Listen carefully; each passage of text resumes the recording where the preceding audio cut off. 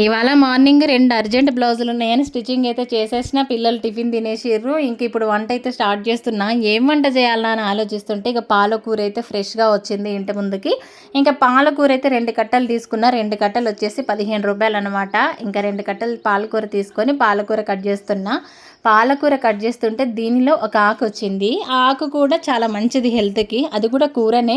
ఒకసారి మన వీడియోస్లో వండి కూడా పెట్టినా నేను. కాకపోతే అది తక్కువగా తింటాము, సంవత్సరానికి ఒకసారి 2 సార్లు కాబట్టి దాని పేరు నాకు గుర్తు రావట్లేదు. అది తింటే కామెర్లకు మంచిది, బ్లడ్ పెరుగుతుంది. మీకేమన్నా ఆ ఆకు పేరు తెలిస్తే నాకు కామెంట్ చేయండి అబ్బా. నాకైతే సడన్గా గుర్తయితే రావట్లేదు.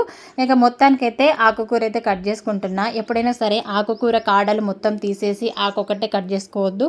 ఖచ్చితంగా ఏ ఆకుకూరకైనా కాడలు అయితే కంపల్సరీ వేసుకోవాలి. మనకి ఉండే విటమిన్స్ మొత్తం కాడలలోనే ఉంటుంది కాబట్టి ఆకుకూరలు వండేటప్పుడు కాడలు కూడా వేసుకోవాలి. ఇక్కడైతే ఇంకా వంట కూడా స్టార్ట్ చేసిన అనమాట. ఒక పక్క రైస్, ఒక పక్క కర్రీ.